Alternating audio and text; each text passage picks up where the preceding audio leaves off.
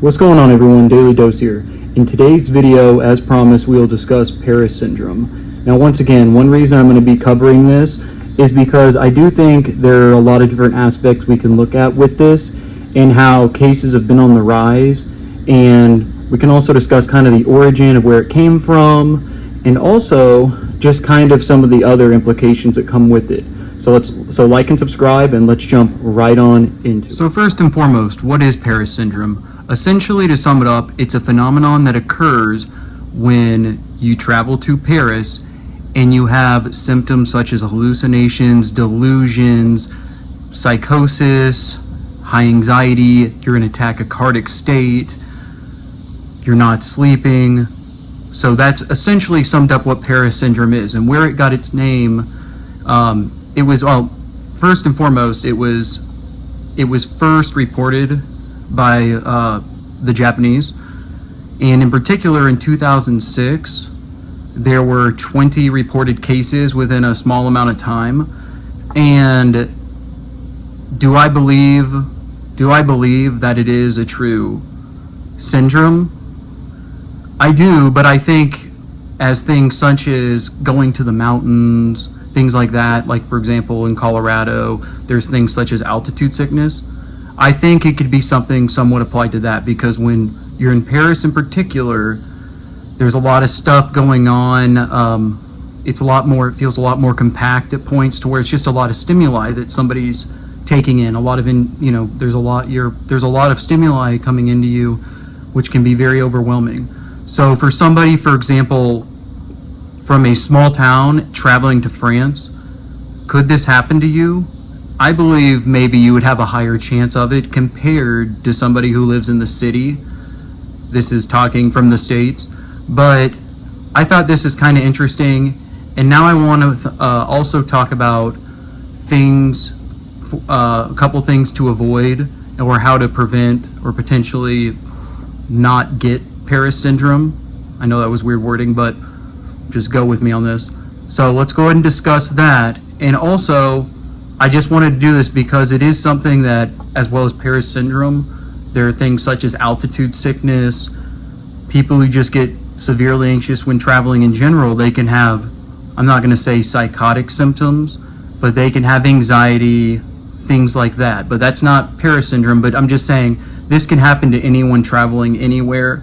Some of the more minor symptoms, but actually Paris syndrome, yes, if there are more cases reported, yes, we do have to take it serious, and I do think it deserves more input from the scientific community. So let's jump into these 4 things right now. All right, so let's talk about some of the ways you could potentially avoid Paris syndrome. Number 1, just like traveling anywhere, that expectation versus reality.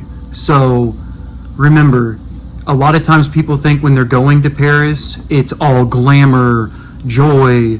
It is a beautiful city. I've never been there, so I can't attest to it, but from what I've read and just from traveling in general, I could see how I would even be this way, to where my expectation is, oh, it's beauty, which it is, but the reality is there are parts and there can be things, obviously, that could be either dangerous, and that's with any major city, anywhere this happens. So yes, be aware. Yes, it's going to be pretty, you're going there, but also the reality that you still need to be careful. There are dangerous aspects, and don't be surprised if you see some shady activity, as with any state.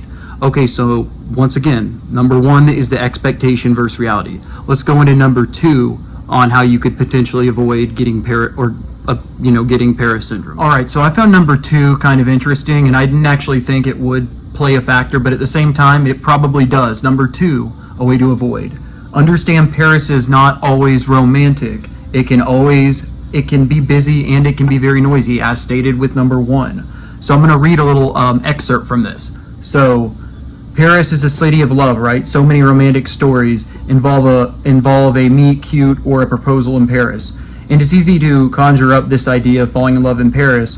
But once again, remember, just like anything, yeah, you could find love in Paris. But just like anything, be careful. there can be sketchy individuals in Paris. And I think people once again want to conjure up this idea that you're traveling to Paris, I'm gonna find my love there, just things kind of like that. Not true. You're on a vacation probably as well, so that's another thing. The love probably is not going to be coming when you go to Paris. Let's go to number 3. Okay, so number 3, let's go ahead and just discuss this. Once again, remember, Paris is a busy city. Do not expect when you go there for it to be very quiet and you're traveling down this luxurious road where it's just going to be, it's just really more so the expectation versus reality again with it. So I think this one's actually kind of unique because growing up, I've never been to France, so I'm not going to say this, but like anything, you go there and you're expecting it to be a quiet, peaceful, loving, everyone loves each other, vibe in a good way though. But there are dicks. There are people who are rude. Just like everywhere that this happens. It's gonna be, I think for some people when they go there, when they are expecting these norms that they're used to or that they think that they're accustomed to just fit right in, expecting these things, I could see how this could potentially throw off someone's brain chemistry to an extent. Now, going into full psychosis with Paris syndrome, once again, with there being more reports, yes, I do think I think you can consider it something that if you're going to travel to Paris and you've heard of Paris syndrome or you're looking up different things about Paris or things to know, I think this would be good information to know, because I don't think this just applies to Paris. I think this also applies, once again, as stated, to any place that you go to that you're not accustomed to. So I mean, if you're from a big city and you're traveling to a small town, it'll be different. It's a transition. Or in particular, let's just say even for school, you're from a very small town and you're going to a bigger city. It can be very tough for people. Once again, what I'm speaking of does not happen to the everyday person, but it can, and it shows that this can happen. So be nice, if there's somebody, battling, going somewhere or whatnot, be patient with them, because on their end, remember what they're dealing with as well. A lot of times what it has shown with Paris syndrome is, yes, it can be random.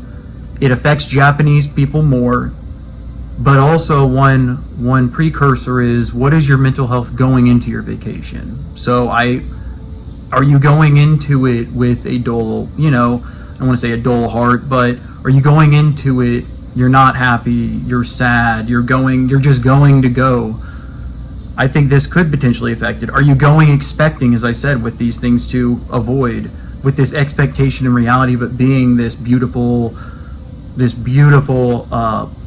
place everywhere you go, and then you go and you see something that you're like, why would this happen here? I mean, things like this. So once again, I do this just because mental health is mental health, and I know this might be kind of bizarre to people to be discussing, but it's stuff that's not talked about enough, and we're going to be diving into a lot of different things like this, a lot of different mental health disorders that aren't brought up today, and so on and so forth. So a lot of these videos will be I'm not going to lie, very random mental health videos, but it will always pertain to mental health moving forward as stated. Also, I'm running 365 days. I'm on day 210, 11, somewhere in there right now. I've ran every day battling this heat right now in the Midwest, but look at that too. That'll be the very end of the video. I'll put that as a playlist. Like and subscribe. This is your daily dose of mental health with Adam. I love you all. Let's have a great week.